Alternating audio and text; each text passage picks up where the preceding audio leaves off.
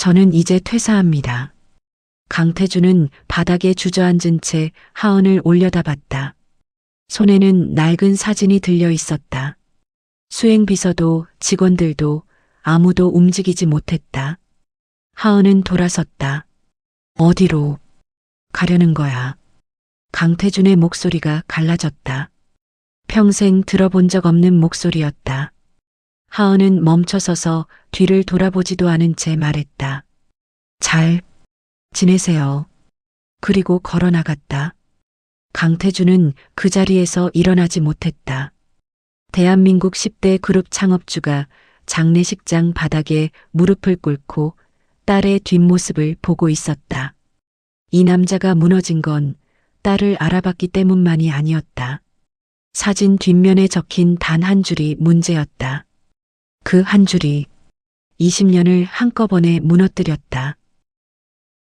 이야기를 시작하기 전에 구독과 좋아요를 눌러주시면 영상 제작에 큰 힘이 됩니다. 오늘의 이야기 시작하겠습니다. 겨울비가 내리는 날이었다. 1985년 12월 서울 은평구 골목 안쪽에 자리한 작은 피아노 학원. 학원의 처마 끝에서 떨어지는 물방울이 일정한 박자로 웅덩이를 두드리고 있었다. 학원 앞 계단에 6살짜리 아이가 앉아 있었다. 아이는 골목 입구를 바라보며 두 손을 무릎 위에 얹고 있었다. 기다린다는 자세가 온몸에서 풍겼다. 오늘은 아빠가 온다고 했다. 아이는 그 말을 하루 종일 품고 있었다. 피아노 수업이 끝난 건 오후 4시였다. 5시가 됐고 6시가 됐다. 학원 선생님이 나와서 들어오라고 했지만 아이는 고개를 저었다. 아빠가 오면 못 볼 수도 있다고 했다. 비는 잦아들지 않았고 7시가 넘었을 때 골목 입구에 검은 차 한 대가 섰다. 아이는 벌떡 일어났다. 그러나 차에서 내린 사람은 낯선 양복 차림의 남자였다. 그는 학원 쪽으로 오지 않았다. 골목을 두리번거리다 아이의 어머니 이수경을 발견하고는 그쪽으로 걸어갔다. 아이는 그 장면을 계단 위에서 내려다봤다. 남자가 봉투 하나를 내밀었지만 어머니는 받지 않았다. 남자가 다시 내밀자 어머니의 어깨가 흔들렸고 결국 봉투는 어머니의 손에 들렸다. 남자는 뒤도 돌아보지 않고 차에 올랐고 검은 차는 골목을 빠져나갔다. 아이는 물었다. 아빠는요? 어머니는 대답하지 않았다. 아이의 손을 꼭 잡고 걷기 시작했다. 손이 떨리고 있었다. 아이는 더 묻지 않았다. 6살이었지만 어른의 손이 떨릴 때는 묻지 않는 것이 낫다는 걸 이미 알고 있었다. 그날 이후 아이는 아빠를 기다리지 않았다.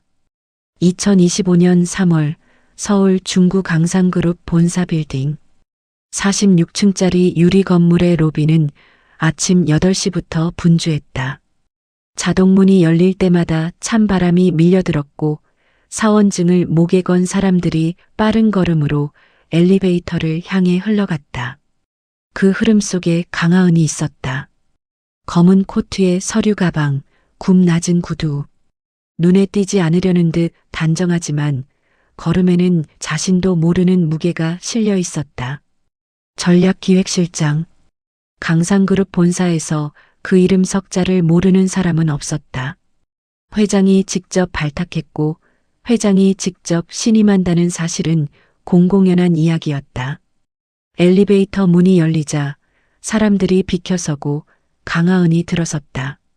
버튼을 누르려는 순간 누군가 손을 내밀어 40층을 먼저 눌렀다.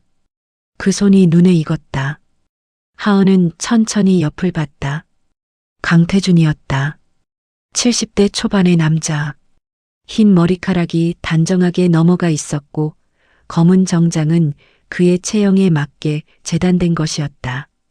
얼굴에는 세월이 새겨졌지만 눈빛은 여전히 날카로웠다. 대한민국 강상그룹의 창업주 강태준 회장.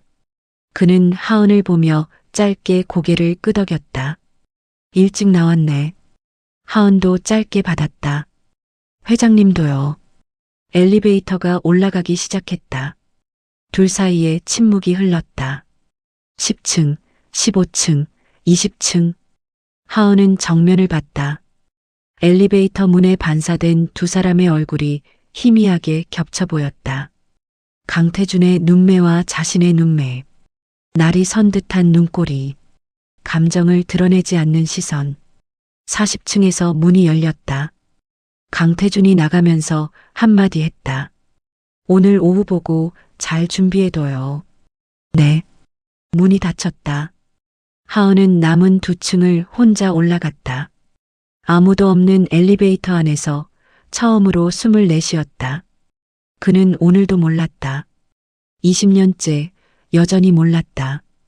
골목에서 기다리다 돌아선 6살짜리 아이가 지금 매일 아침 자신과 같은 엘리베이터를 탄다는 것을, 빨간 코트를 입었던 그 아이가 지금은 검은 코트를 입고 같은 건물에 출근한다는 것을.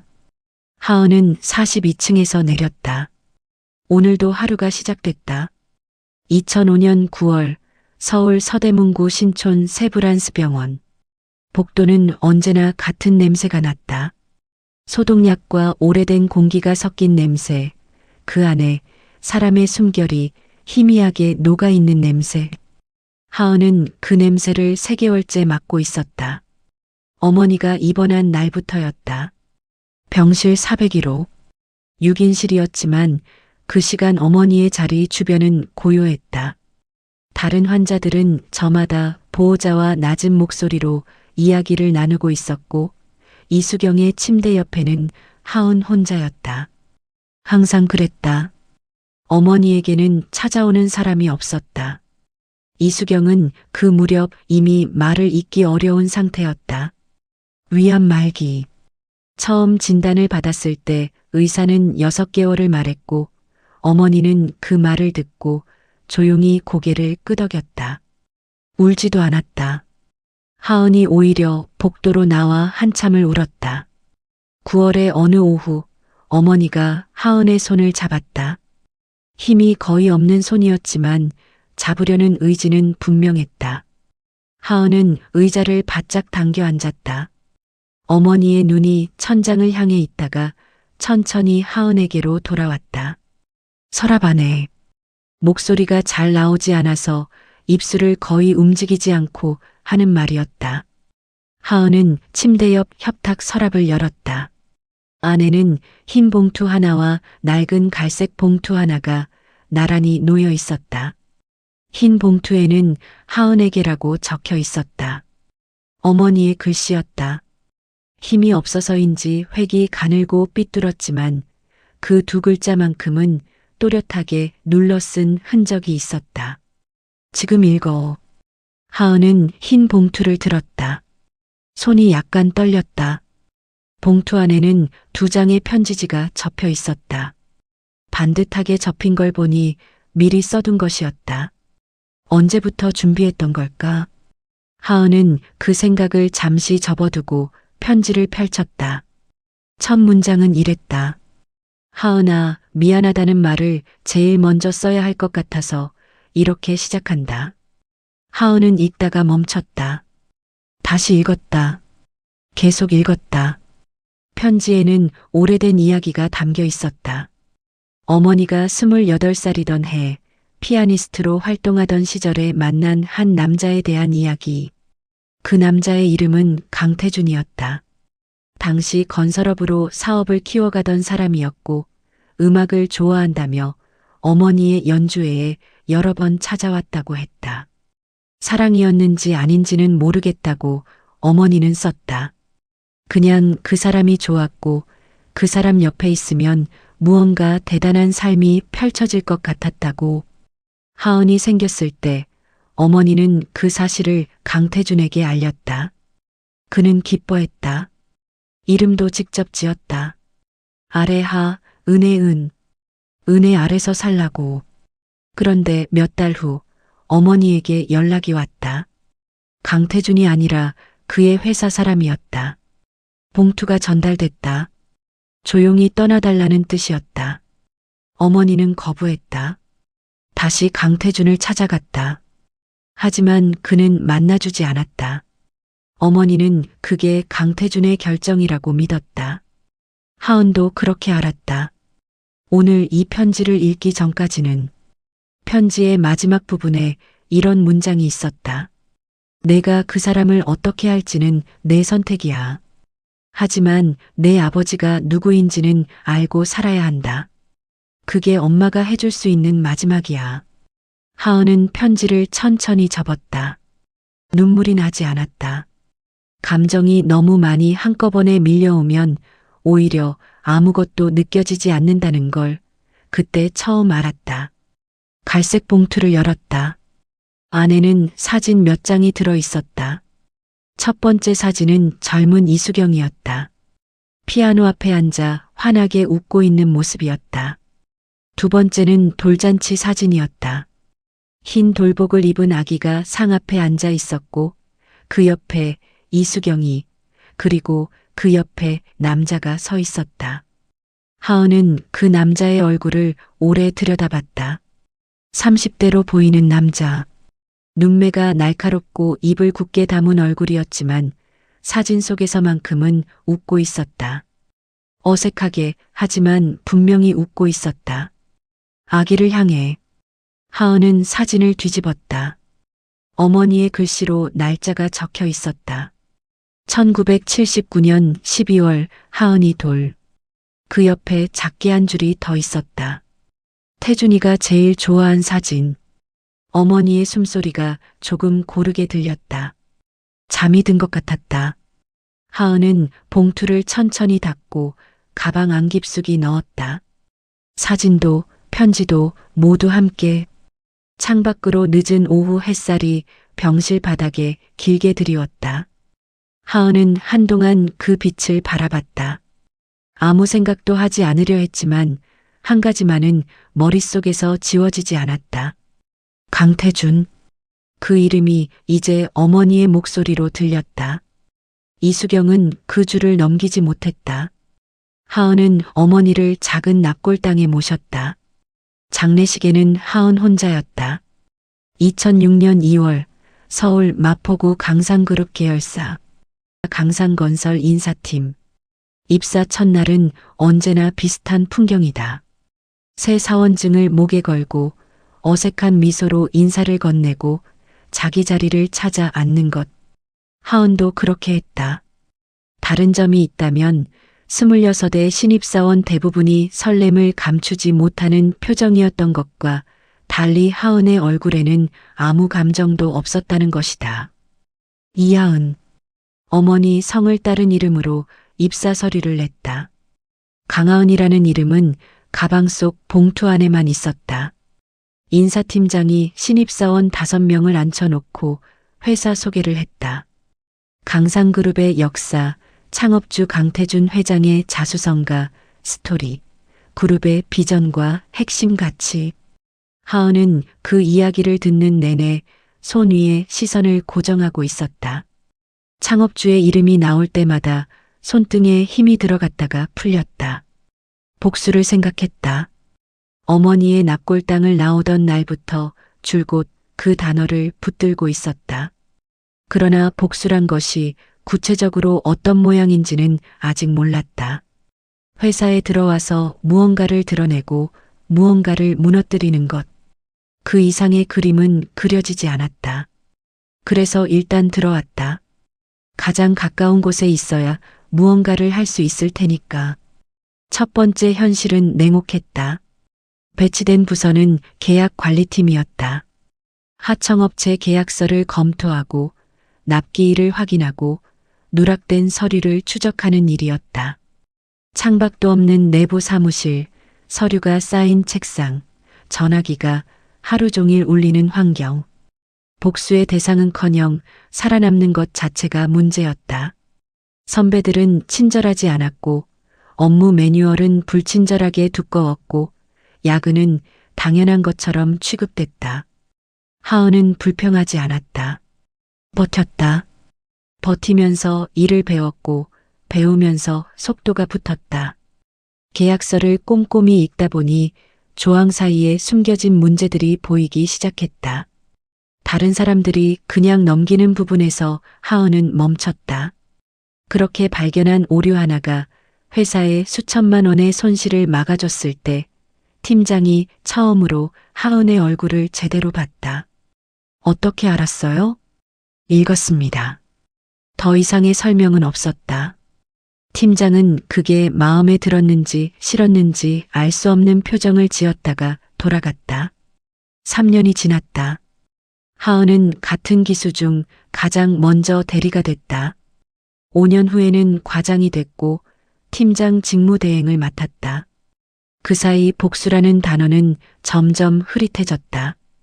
흐릿해진 게 아니라 다른 것들에 묻혔다는 표현이 더 정확했다. 일이 많았다. 생각할 틈이 없었다. 어쩌면 그래서 일을 더 많이 했는지도 몰랐다. 입사 10년 차가 됐을 때 하은은 계열사 전략팀 임원이 돼 있었다. 36 같은 나이 동기들이 팀장 자리를 노리고 있을 때 하은은 이미 2단계 위에 있었다. 그해 봄 처음으로 강태준을 가까이서 봤다. 그룹 전략회의였다. 계열사 임원들이 본사에 소집됐고 강태준이 직접 주재했다. 하은은 회의실 끝자리에 앉아보고 자료를 넘기고 있었다. 회의가 시작되자 강태준이 들어왔다. 실제로 본 건 처음이었다. 사진이나 영상으로는 수없이 봤지만 70을 바라보는 나이였는데도 방 안의 공기가 바뀌었다. 말 한마디 하지 않았는데도 사람들의 자세가 반듯해졌다. 그가 자리에 앉아 첫 번째 보고자를 향해 시선을 옮기는 순간 하은은 자기도 모르게 그 눈빛을 쫓고 있었다. 날카롭고 기다리지 않는 눈빛이었다. 보고가 두루뭉술해지는 순간 바로 끊고 질문했다. 핵심을 찌르는 질문이었다.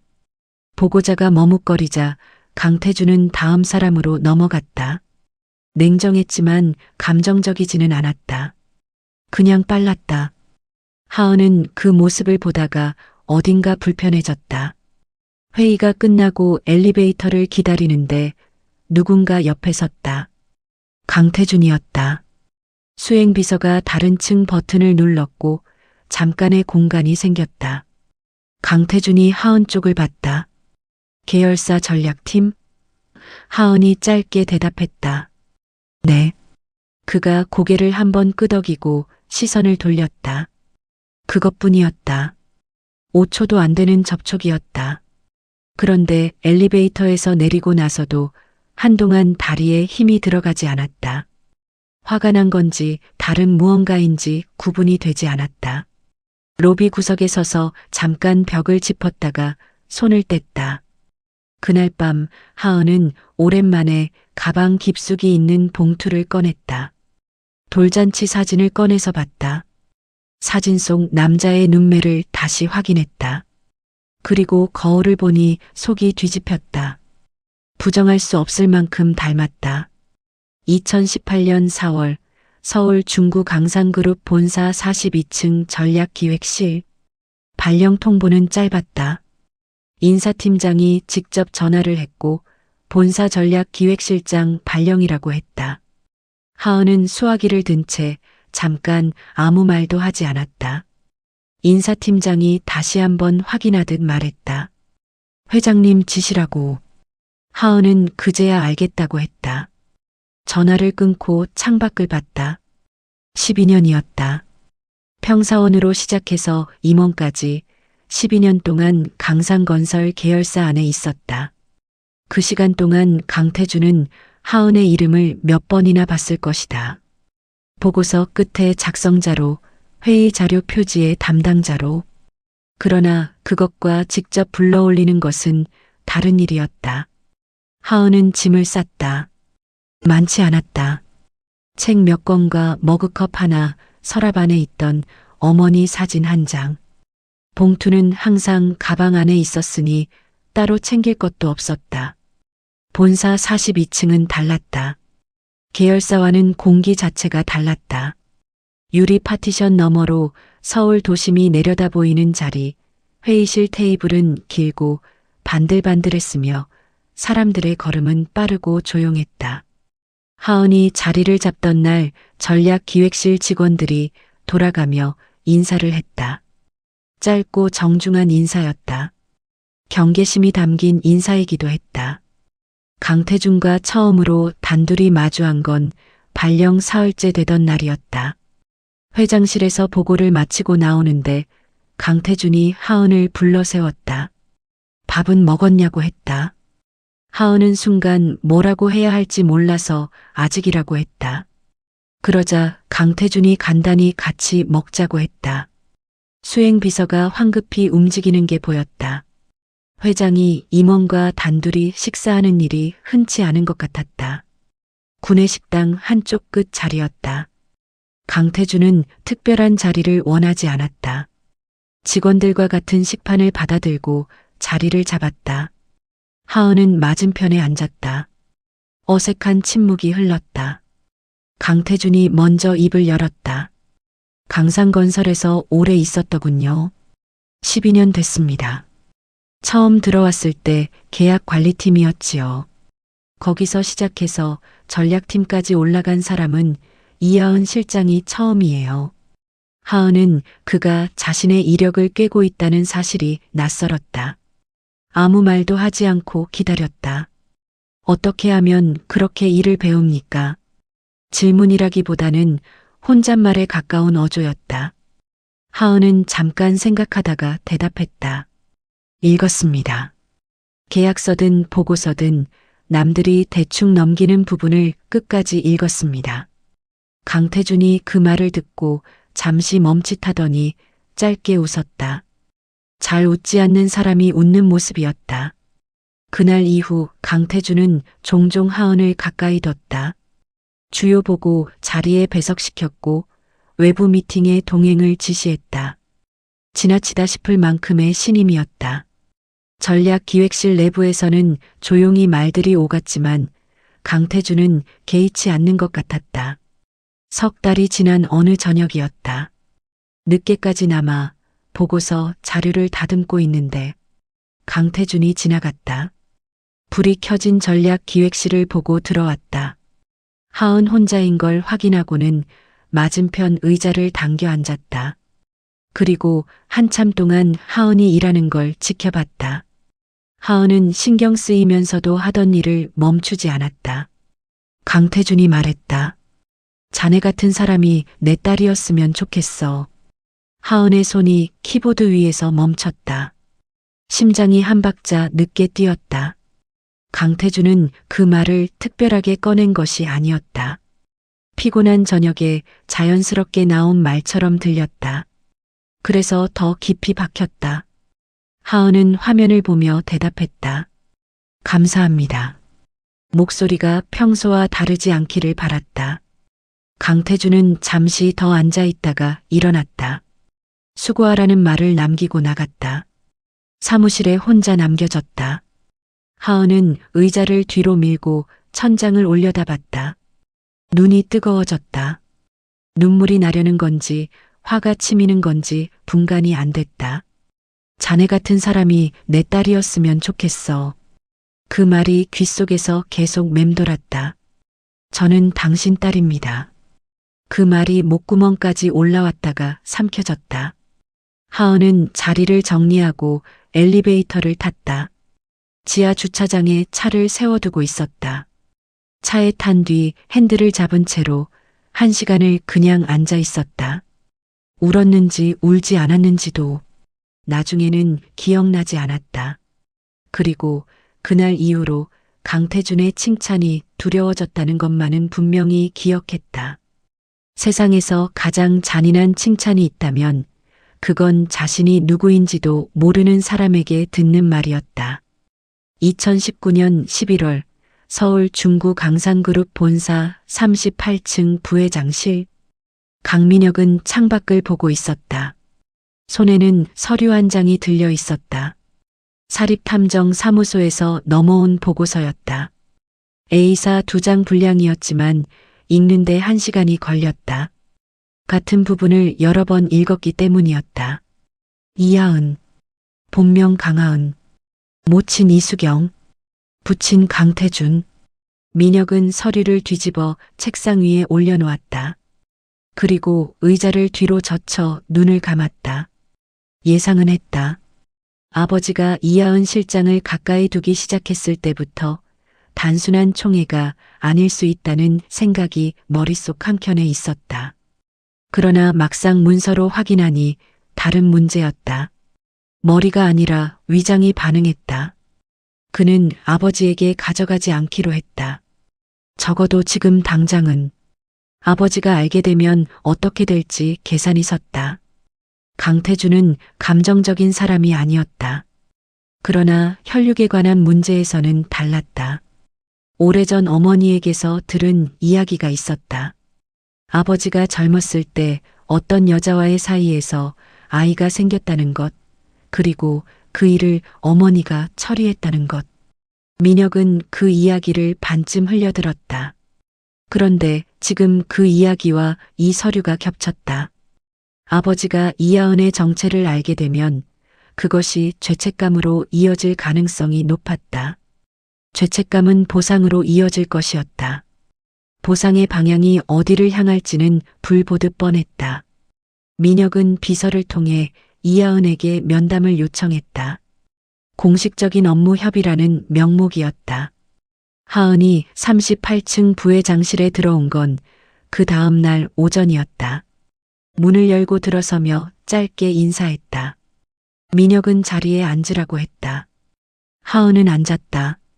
테이블을 사이에 두고 두 사람이 마주 앉았다.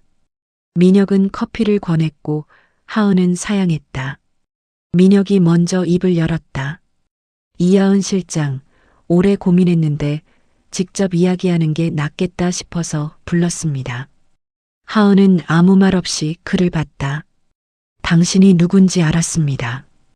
짧은 침묵이 흘렀다. 하은의 표정은 바뀌지 않았다. 민혁은 그게 오히려 불편했다. 당황하거나 부정하거나 어떤 반응이라도 나와야 다음 말을 이어가기가 쉬운데 하은은 그냥 앉아 있었다. 무슨 목적으로 들어온 건지는 묻지 않겠습니다. 다만 지금 상황이 모두에게 좋지 않다는 건 알 거예요. 민혁은 말을 고르며 계속했다. 조용히 나가주신다면 충분히 보상하겠습니다. 불편하지 않게 해드릴 수 있어요. 하은은 그 말을 끝까지 들었다. 그리고 천천히 입을 열었다. 20년 전에도 봉투를 내밀더니. 민혁의 얼굴이 굳었다. 예상하지 못한 말이었다. 하은은 거기서 멈추지 않았다. 그때는 검은 차가 왔었는데 이번엔 직접 오셨네요. 방식이 조금 달라졌군요. 목소리는 낮고 평탄했다. 감정을 씻지 않은 말이었는데 오히려 그래서 더 날카로웠다. 민혁은 말문이 막혔다가 다시 수습하려 했다. 감정적으로 받아들이지 말고. 감정적이지 않습니다. 하은이 말을 잘랐다. 그냥 사실을 말씀드리는 거예요. 저는 이 회사에 합법적으로 입사했고 제 역할을 해왔습니다. 나가야 할 이유가 없어요. 그러고는 자리에서 일어섰다. 다른 안건이 없으시면 올라가겠습니다. 민혁이 뒤에서 말했다. 아버지한테 가져가면 더 복잡해집니다. 당신한테도요. 하은은 문손잡이를 잡은 채 잠깐 멈췄다. 뒤를 돌아보지 않고 말했다. 그건 부회장님이 결정하실 일이죠. 문이 열리고 닫혔다. 복도로 나온 하은은 걸음을 멈추지 않았다. 엘리베이터를 타고 42층으로 올라갔다. 자리에 앉아 컴퓨터를 켰다. 화면이 들어오는 동안 두 손을 무릎 위에 올려놓았다. 떨렸다.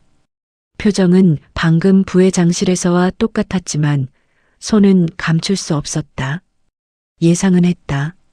언젠가는 누군가가 알아낼 것이라는 것을.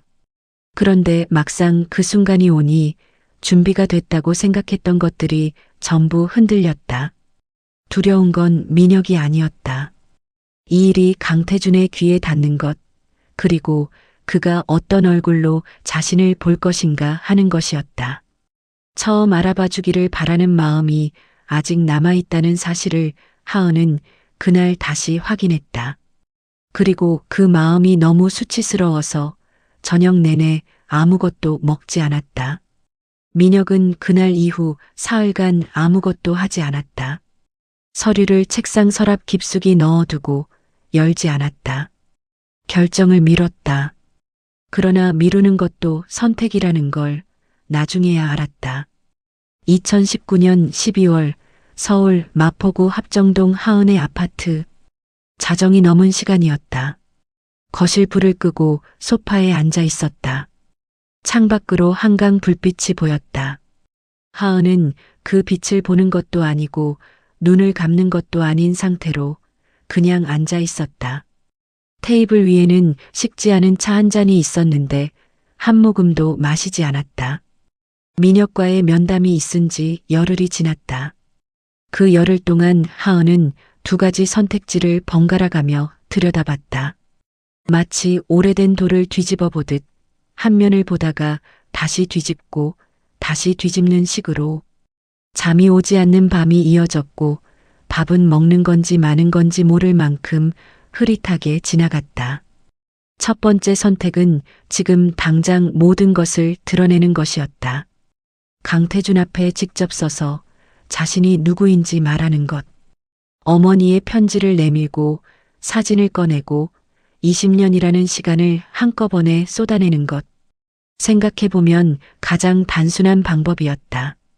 그런데 그 장면을 머릿속에서 그려볼 때마다 어딘가에서 제동이 걸렸다.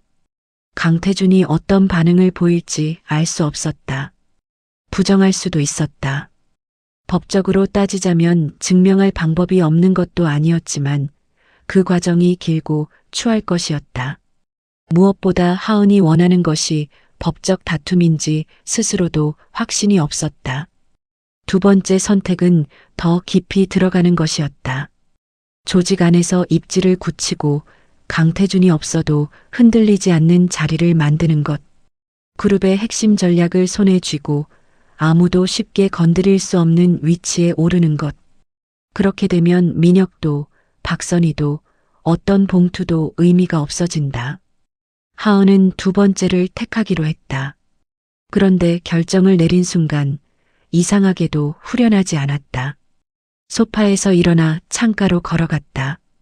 유리창에 이마를 갖다 댔다. 차가웠다. 그 차가움이 오히려 선명하게 느껴져서 잠깐 그대로 있었다. 솔직하게 들여다보면 두 번째 선택의 이유가 전부 계산에서 나온 건 아니었다. 그 안에는 계산으로 설명되지 않는 무언가가 있었다. 아직도 강태준이 스스로 알아봐 주기를 바라는 마음. 자신이 먼저 드러내는 것이 아니라 그가 먼저 알아채는 것을 기다리는 마음. 6살짜리 아이가 학원 앞 계단에서 골목 입구를 바라보던 것과 본질적으로 다르지 않은 마음이었다. 하은은 그 마음이 수치스러웠다. 40년 가까이 살면서 단 한 번도 살갑게 대해준 적 없는 사람을, 존재조차 몰랐던 사람을 아직도 기다리고 있다는 것이, 그 감정을 인정하는 순간 자신이 너무 초라해지는 것 같아서 하은은 그것을 분노로 덮었다. 분노가 더 다루기 쉬웠다. 분노는 방향이 있었고 방향이 있으면 움직일 수 있었다. 다음 날부터 하은은 달라졌다. 전략기획실 내부 업무 방식을 처음부터 다시 짰다. 보고 체계를 단순화하고 의사결정 속도를 높였다. 외부에서 검토만 받아오던 M&A 분석을 내부에서 직접 소화할 수 있는 구조를 만들었다. 야근이 늘었다. 팀원들이 따라오지 못하면 속도를 낮추는 대신 직접 처리했다. 냉정하다는 말이 돌았다. 하은은 신경 쓰지 않았다. 강태준이 그 변화를 알아챘다. 어느 보고 자리에서 실장이 요즘 다르다고 했다. 더 빨라졌다고. 하은은 감사하다고 했다. 강태준은 잠깐 하은을 보다가 고개를 끄덕이고 다음 안건으로 넘어갔다. 민혁은 그 무렵부터 눈에 띄게 조용해졌다. 서랍 속 서류를 꺼냈다가 다시 넣기를 반복하는 것 같았다. 하은의 입지가 빠르게 굳어지는 걸 보면서 지금 건드리는 것이 자신에게도 유리하지 않다고 판단한 것 같았다. 겁쟁이의 침묵이었다. 하은은 그것을 모르지 않았다. 12월의 마지막 날, 하은은 혼자 납골당을 찾았다. 어머니의 자리 앞에 국화 한 다발을 놓고 한참 앉아 있었다. 할 말이 많은 것 같았는데 막상 입을 열면 나오는 건 짧았다. 아직 멀었어요. 그게 다였다. 누구를 향한 말인지 자신도 몰랐다. 어머니에게 하는 말인지, 아직 끝나지 않은 기다림을 향한 말인지. 납골당 문을 나서는데 차가운 바람이 정면으로 불어왔다. 하은은 코트 깃을 여몄다. 그리고 걸었다. 멈추지 않고. 2025년 1월 서울 강남구 청담동 강태준 자택 인근 카페. 연락은 문자로 왔다. 발신자는 저장되지 않은 번호였다. 내용은 짧았다. 이하은 실장님, 드릴 말씀이 있습니다. 시간을 내주시면 감사하겠습니다. 하은은 그 문자를 3번 읽었다. 누구인지 적혀 있지 않았다. 번호를 검색해봤지만 아무것도 나오지 않았다. 보통은 무시했을 것이었다. 그런데 문자 말미에 한 줄이 더 있었다. 강태준 회장 이야기입니다. 하은은 답장을 보냈다. 언제 어디서요? 약속 장소는 청담동 골목 안쪽의 작은 카페였다. 오후 2시 평일이었다. 하은이 먼저 도착해서 창가 자리에 앉았다. 커피를 시키고 기다렸다. 10분이 지났을 때 문이 열렸다. 박선이었다. 하은은 그 얼굴을 알고 있었다. 모를 수가 없었다. 강상그룹 행사 때마다 회장 옆에 서는 사람이었고 재계 모임에서 사진에 찍히는 사람이었다. 강태준의 본처. 하은보다 22살 많은 여자였다. 박선희는 자리를 찾는데 시간을 들이지 않았다. 하은이 앉은 자리로 곧장 걸어왔다. 마주 앉으며 짧게 말했다. 기다리게 했군요. 하은은 아니라고 했다. 두 사람 사이에 잠깐 침묵이 흘렀다. 박선희가 코트를 벗으며 먼저 입을 열었다. 오래전부터 알고 있었어요. 당신이 누군지. 하은은 커피잔을 내려놓았다. 표정을 바꾸지 않았다. 언제부터요? 당신이 본사로 올라온 날부터요. 강상건설 임원 명단에 이름이 올라왔을 때 이미 확인했어요. 박선희의 목소리는 차분했다. 감정을 씻지 않으려는 것이 역력했다. 그런데 오늘 당신을 부른 건 그 이야기를 하려는 게 아니에요. 하은이 기다렸다. 박선희가 핸드백에서 봉투를 꺼냈다. 두툼하지 않은 얇은 봉투였다. 테이블 위에 올려놓았다. 하은은 내려다봤다가 박선희를 봤다. 열어보지 않아도 됩니다. 설명할게요. 박선희가 두 손을 테이블 위에 모으고 말했다. 당신 어머니한테 봉투를 보낸 건 나예요. 남편이 아니라. 하은의 눈이 좁아졌다. 1979년 겨울이었어요. 이수경이라는 피아니스트가 임신했다는 걸 알았어요. 남편한테서 들은 게 아니었어요. 내가 먼저 알아냈지요. 박선희의 목소리가 일정한 속도를 유지했다. 오래전 일을 말하는 사람의 목소리였다. 이미 수천 번 혼자 되는 이야기처럼 막힘이 없었다. 남편은 그 사실을 기뻐했어요. 이름도 지어줬어요.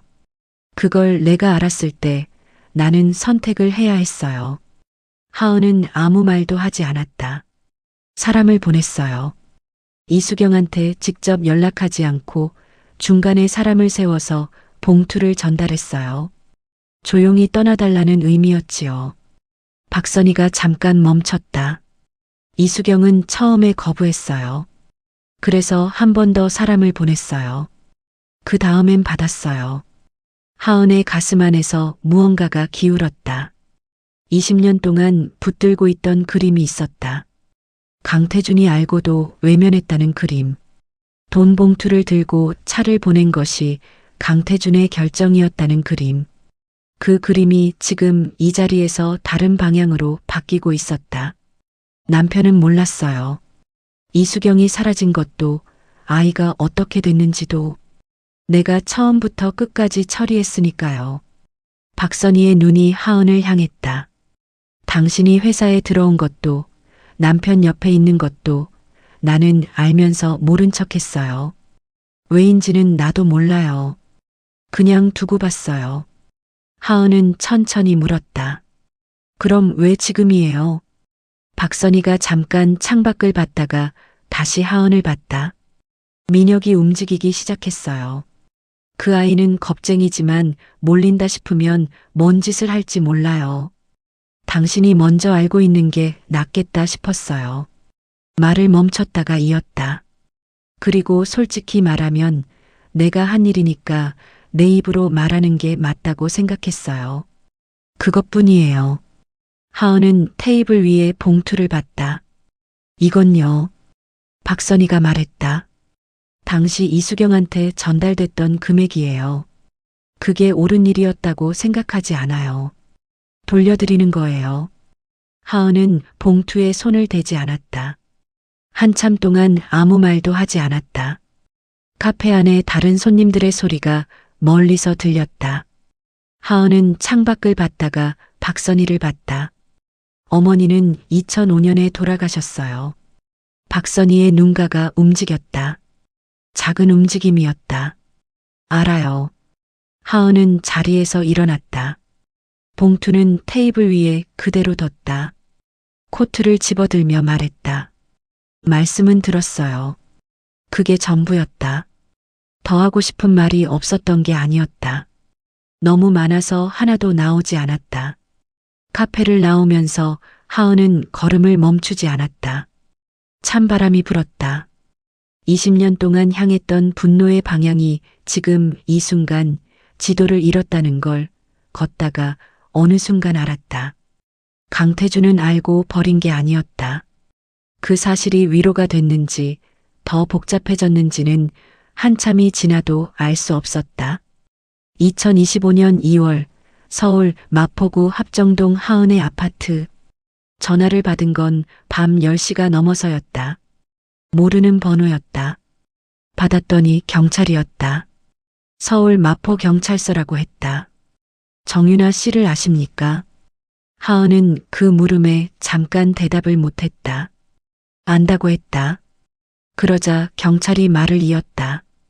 오늘 저녁 홍대 사거리 인근에서 교통사고가 있었고 정윤아 씨가 현장에서 사망했다고.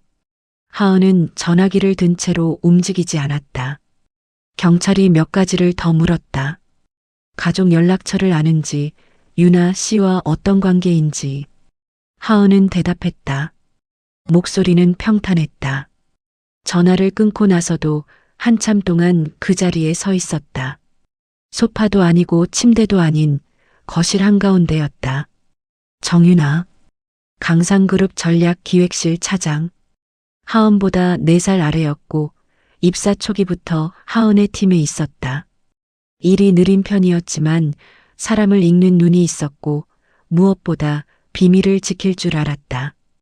하은이 자신의 이야기를 처음으로 털어놓은 것도 윤아였다. 그게 3년 전이었다. 야근이 길어지던 어느 밤 사무실에 둘만 남았을 때였다.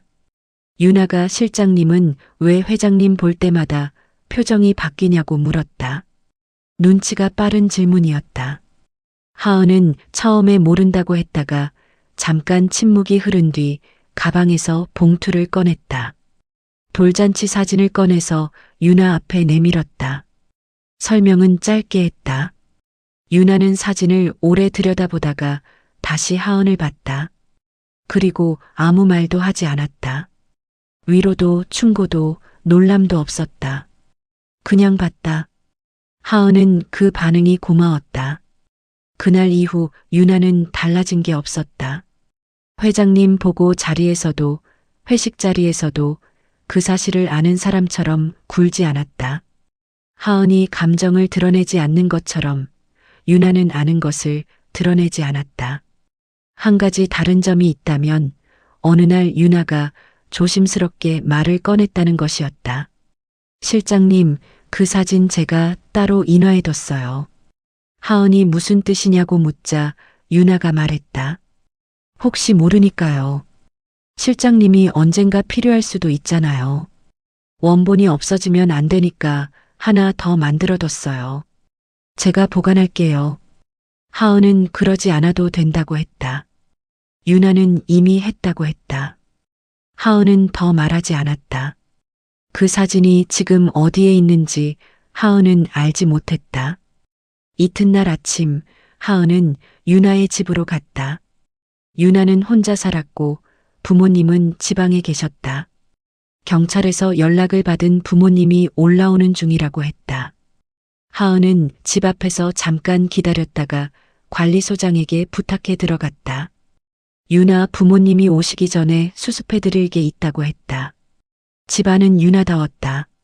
작고 아담하고 물건이 많지 않았다. 화분 몇 개, 책꽂이, 그리고 냉장고 위에 올려둔 작은 메모지들. 하은은 천천히 둘러봤다. 정리를 도우러 온 것이었지만 실제로는 움직이지 않고 서 있었다. 책꽂이 옆 작은 서랍장이 눈에 들어왔다. 유나가 중요한 것을 넣어두는 곳이라고 한번 말한 적이 있었다. 하은은 서랍을 열었다. 안에는 통장 사본과 각종 증명서, 그리고 작은 갈색 봉투가 하나 있었다. 봉투 겉면에 하은 실장님이라고 적혀 있었다. 하은은 봉투를 들었다. 손 안에서 얇고 딱딱한 것이 느껴졌다. 사진이었다. 봉투를 열었다. 인화된 사진이 한 장 들어 있었다. 돌잔치 사진, 흰 돌복을 입은 아기, 이수경, 그리고 웃고 있는 젊은 강태준. 유나가 인화해뒀다던 바로 그것이었다. 뒤를 뒤집었다. 어머니의 글씨로 날짜가 적혀 있고 그 옆에 태준이가 제일 좋아한 사진이라는 메모가 있었다. 원본 그대로였다. 하은은 사진을 한참 들여다봤다. 유나의 장례식은 사흘 뒤였다. 부모님이 원하는 장례식장이 정해졌고 강상그룹에도 부고가 전달됐다. 직원이 사망한 경우 회장이 조문을 오는 게 관례였다. 하은은 장례식장 준비를 도왔다. 영정 사진을 고르고 꽃을 주문하고 조문객 안내 동선을 확인했다. 유나의 어머니가 하은의 손을 잡고 울었다. 하은은 등을 토닥였다. 눈물이 나지 않았다. 슬프지 않은 게 아니었다. 슬픔이 너무 깊은 곳에 있어서 표면으로 올라오지 못하는 것이었다. 영정 옆 작은 테이블을 정리하다가 하은은 봉투를 꺼냈다. 사진을 꺼내서 테이블 위에 올려놓았다. 유나가 이 사진을 소중하게 보관했다는 것, 그 마음에 답하고 싶었다. 유나는 하은의 이야기를 알고 있었고 그 이야기를 아무에게도 말하지 않은 채로 먼저 갔다. 사진을 놓으면서 하은은 생각하지 않으려 했다. 내일 조문객들이 올 것이고 그 안에 강태준도 있을 것이라는 것을. 장례식장을 나오는데 밖에 눈이 내리고 있었다. 2월의 눈이었다. 하은은 차가운 공기 속에 잠깐 서 있었다. 유나가 없는 세상이 방금 시작됐다는 게 걸음을 내딛고 나서야 실감이 됐다. 2025년 2월 서울 서대문구 신촌 세브란스 병원 장례식장. 오전 10시가 조금 넘은 시간이었다. 장례식장 사무실은 조용했다. 밤새 조문객이 드나들었고 아침이 되자 잠시 뜸해졌다. 유나의 어머니는 안쪽 방에서 쉬고 있었고 아버지는 입구 쪽 의자에 앉아 눈을 감고 있었다. 하은은 영정 옆에 서서 향이 꺼지지 않았는지 확인했다. 향 연기가 얇게 올라가다가 천장 쪽에서 흩어졌다. 영정 속 유나는 웃고 있었다. 2년 전 팀 워크숍에서 찍은 사진이었다. 하은이 직접 골랐다. 유나답다고 생각했다. 크게 웃지 않고 눈이 먼저 웃는 표정. 하은은 시선을 옆으로 옮겼다. 작은 테이블 위에 사진이 놓여 있었다. 어젯밤에 올려둔 돌잔치 사진이었다. 흰 돌복을 입은 아기, 이수경, 그리고 젊은 강태준. 다른 조문객들은 그것이 무슨 사진인지 알 수 없을 것이었다. 그냥 고인이 간직했던 사진 중 하나로 볼 것이었다. 하은은 사진을 치워야겠다고 생각했다. 강태준이 온다는 걸 어젯밤에는 제대로 생각하지 못했다. 치우는 게 맞았다. 그런데 손이 움직이지 않았다. 치우려고 손을 뻗었다가 내렸다. 다시 뻗었다가 다시 내렸다. 이유를 스스로에게 물었지만 대답이 나오지 않았다. 그냥 내려둔 채로 입구 쪽으로 걸어갔다. 강상그룹 쪽 조문단이 도착한 건 11시였다.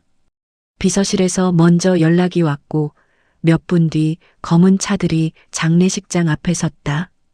수행비서가 먼저 내리고 그 다음 강태준이 내렸다. 검은 정장이었다. 그는 장례식장 입구로 걸어오면서 주변을 살피지 않았다. 시선이 앞을 향해 고정돼 있었다. 하은은 입구 옆에 서 있었다. 피하려고 했는데 늦었다. 강태준의 수행비서가 하은을 먼저 알아보고 짧게 고개를 숙였다. 강태준도 하은을 봤다. 걸음을 멈추지 않은 채 짧게 말했다. 수고가 많네요. 하은이 고개를 숙였다. 오셔서 감사합니다. 강태준이 안으로 들어갔다. 하은은 입구 쪽에 그대로 서 있었다. 들어가야 했지만 발이 떨어지지 않았다. 강태준이 영정 앞에 서는 장면이 머릿속에서 먼저 그려졌다. 절을 올리고 향을 피우고 유족에게 인사를 할 것이었다. 그리고 돌아설 때 테이블 위의 사진이 시야에 들어올 수도 있었다. 들어오지 않을 수도 있었다. 위치상으로는 눈에 띄는 자리였다. 하은은 깊게 숨을 들이쉬고 안으로 들어갔다. 강태준은 영정 앞에서 절을 올리고 있었다. 반듯하게 허리를 굽혔다가 일어서는 동작이었다. 이른이 넘은 나이였지만 흔들림이 없었다. 향을 피우고 두 손을 모았다. 유나의 아버지가 다가와 인사를 건넸고 강태준이 짧게 위로의 말을 했다.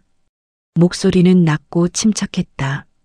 하은은 영정에서 조금 떨어진 쪽에 서 있었다. 강태준이 유족에게 인사를 마치고 몸을 돌렸다. 그 동작 중에 시선이 자연스럽게 영정 주변을 훑었다. 향로, 국화꽃, 영정 사진, 그리고 옆 테이블. 멈췄다. 눈에 띌 만큼 확연한 멈춤이었다. 수행비서가 뒤에서 다음 동선을 말하려다가 말을 삼켰다. 강태준의 시선이 테이블 위의 사진에 고정됐다. 그는 천천히 그쪽으로 걸어갔다. 한동안 내려다봤다. 하은은 그 모습을 봤다. 심장이 빠르게 뛰었다. 강태준이 사진을 들었다. 흰 돌복을 입은 아기, 이수경, 그리고 사진 속 자신의 얼굴. 30대의 자신이 웃고 있었다. 그 옆에 젊은 이수경이 있었다. 아기는 상 앞에 앉아 두 손을 뻗고 있었다. 강태준의 손이 떨렸다. 미세한 떨림이었지만 사진을 들고 있었기 때문에 눈에 보였다. 그는 사진 뒷면을 봤다. 어머니의 글씨로 적힌 날짜와 메모. 태준이가 제일 좋아한 사진. 자신이 이름을 붙여준 아이의 돌잔치 사진이라는 것이 그 한 줄로 확인됐다. 강태준이 천천히 뒤를 돌아봤다. 장례식장 안에 있는 사람들의 얼굴을 하나씩 훑었다. 유나의 부모, 강상그룹 직원들, 그리고 하은. 시선이 하은에게 닿았다. 하은은 피하지 않았다. 이 순간만큼은 고개를 돌리는 것이 더 비겁하게 느껴졌다. 두 사람의 눈이 마주쳤다. 강태준의 눈빛이 흔들렸다. 평생 흔들리지 않던 눈이었다. 재계의 회의실에서도 위기의 순간에도 꺾이지 않던 눈빛이었는데 지금 그 눈이 흔들리고 있었다. 날카롭고 건조했던 눈빛 안에서 무언가가 무너지는 것이 하은의 눈에도 보였다. 하은의 눈매, 자신의 눈매. 오래전부터 알고 있었지만 모른 척했던 것이 사진을 손에 쥔 채 딸의 얼굴을 보는 순간 더 이상 모른 척이 되지 않았다. 강태준의 다리가 풀렸다. 옆에 있던 수행비서가 황급히 팔을 잡았다. 그러나 강태준은 부축을 받지 않았다. 무릎이 바닥을 향해 내려갔다. 장례식장 바닥에 무릎을 꿇는 자세였다. 누가 시킨 것도 아니고 계획한 것도 아니었다. 그냥 그렇게 됐다. 수행비서가 당황해서 주변을 살폈다. 유족들도 굳었다. 아무도 움직이지 않았다. 하은은 그 자리에 서서 강태준을 내려다봤다. 오래전 학원 앞 계단에서 골목 입구를 바라보던 6살짜리 아이가 지금 이 자리에 함께 서 있는 것 같았다. 그 아이가 40년 동안 기다려온 것이 이 장면인지는 몰랐다. 하지만 이 장면이 오고야 말았다는 것은 알았다. 하은은 아무 말도 하지 않았다. 2025년 2월 서울 서대문구 신촌 세브란스 병원 장례식장 사무실. 아무도 움직이지 않았다. 강태준이 장례식장 바닥에 무릎을 꿇은 채 사진을 손에 쥐고 있었다. 수행비서는 팔을 뻗은 자세 그대로 굳어 있었다. 유나의 부모는 영문을 모른 채 서로를 봤다. 강상그룹 직원들은 시선을 어디에 둬야 할지 몰라 바닥을 향했다. 하은만 강태준을 보고 있었다. 강태준은 사진을 쥔 손을 무릎 위에 내려놓았다. 고개가 천천히 숙여졌다. 70이 넘은 남자의 등이 구부러지는 것을 보는 건 보는 사람 쪽이 더 불편한 광경이었다. 평생 허리를 굽히지 않았던 사람이라는 걸 하은은 알았다. 회의실에서도 어떤 협상 자리에서도 그는 항상 등을 세우고 앉았다. 수행비서가 조심스럽게 말했다. 회장님, 일어나시죠. 강태준은 대답하지 않았다. 하은은 한 걸음 앞으로 나갔다. 그러다 멈췄다. 40년을 기다려온 순간이었는데 막상 그 순간이 오자 몸이 어떻게 해야 하는지를 몰랐다. 강태준이 고개를 들었다. 하은을 봤다. 이름이, 목소리가 잘 나오지 않았다. 처음 듣는 목소리였다. 회의실에서 듣던 목소리와 달랐다. 단단한 것이 다 빠져나간 목소리였다. 하은이. 그게 전부였다. 질문도 아니고 확인도 아니었다. 그냥 이름을 불렀다. 처음으로. 하은의 가슴 안에서 무언가가 움직였다. 분노인지 슬픔인지 아직도 구분이 되지 않는 그것이 이번에는 평소보다 훨씬 깊은 곳에서 올라왔다. 하은은 입술을 한 번 닫았다가 열었다. 네. 한 글자였다. 그 한 글자 안에 40년이 들어 있었다. 강태준이 사진 뒷면을 다시 봤다. 태준이가 제일 좋아한 사진. 이수경의 글씨였다. 손가락으로 그 글자 위를 짚었다. 잠깐 그러고 있다가 말했다. 수경이가. 말을 잇지 못했다. 하은이 조용히 대신 말했다. 2005년에 돌아가셨어요. 강태준의 눈이 감겼다. 다시 뜨는데 시간이 걸렸다. 몰랐어. 하은은 그 말을 들었다. 몰랐다는 말. 하은은 오랫동안 그 말을 믿지 않았다. 알고도 버렸다고 생각했다. 20년 동안 그렇게 알고 살았다. 그런데 박선희에게서 진실을 들은 뒤로 그 확신은 흔들렸고 지금 강태준의 얼굴을 보자 나머지가 무너졌다. 그는 정말로 몰랐던 것이었다. 하은이 천천히 입을 열었다. 저도 알고 있어요. 몰랐다는 거. 강태준이 하은을 봤다. 하은은 시선을 피하지 않았다. 어머니한테 연락이 간 건 회장님이 아니라 다른 사람이었다는 것도 알아요. 봉투를 들고 온 게 회장님 차가 아니었다는 것도 이제는 알고 있어요. 강태준의 얼굴이 굳었다가 무너졌다. 그 사이에 여러 감정이 지나갔는데 어떤 이름을 붙여야 할지 하은도 알 수 없었다. 강태준이 말했다. 그래서 여기 있었던 거요? 12년을? 하은은 잠깐 생각했다. 솔직한 대답이 무엇인지를. 복수하려고 들어왔다고 하면 맞는 말이었다. 아버지를 보고 싶었다고 하면 그것도 맞는 말이었다. 알아봐 주기를 기다렸다고 하면 그것도 틀린 말이 아니었다. 전부 맞고 전부 부끄러웠다. 여러 이유가 있었어요. 그렇게만 말했다. 강태준은 더 묻지 않았다. 장례식장 안이 여전히 조용했다. 유나의 부모는 안쪽으로 들어갔다. 강상그룹 직원들은 눈치를 보며 입구 쪽으로 물러나 있었다. 수행비서는 존재를 지우려는 듯 한 걸음 뒤로 물러서 있었다. 강태준이 천천히 일어섰다. 한번 휘청했다가 바로 잡았다. 수행비서가 팔을 내밀었지만 손으로 저었다. 하은을 향해 한 걸음 앞으로 나왔다. 강태준이 입을 열었다.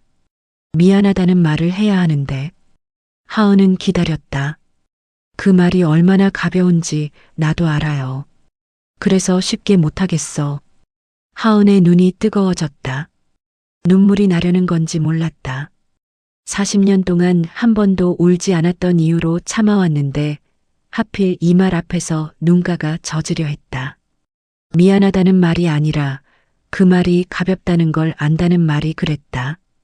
하은은 숨을 한번 고르고 말했다. 저 오늘 퇴사합니다. 강태준이 굳었다. 예상하지 못한 말이었을 것이었다. 하은은 계속했다. 12년 있었어요. 그것으로 충분해요. 목소리가 끝까지 평탄했다. 떨리지 않았다. 회장님 얼굴 보고 싶었고 봤어요. 어머니가 왜 그 사람 이름을 알고 살라고 했는지도 이제 알 것 같아요. 강태준은 아무 말도 하지 않았다.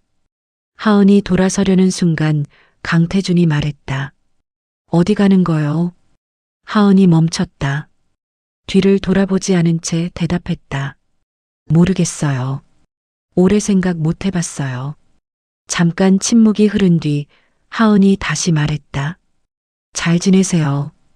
그리고 걸었다. 장례식장 문을 열고 나왔다. 복도를 걸었다. 출구를 향해 걷는 동안 뒤에서 아무 소리도 들리지 않았다. 강태준이 불러 세우지 않았다. 하은은 멈추지 않았다.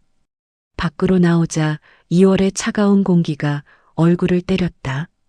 하은은 그 자리에서 잠깐 눈을 감았다. 눈물이 한 줄 내려왔다. 닦지 않았다. 그냥 뒀다. 학원 앞 계단에서 기다리던 6살짜리 아이가 오늘에서야 그 자리를 떠난 것 같았다. 더 이상 골목 입구를 보지 않아도 됐다. 오늘의 이야기는 여기까지입니다. 끝까지 들어주셔서 감사합니다. 비슷한 이야기를 원하신다면 구독과 알림 설정 해두시면 좋겠습니다.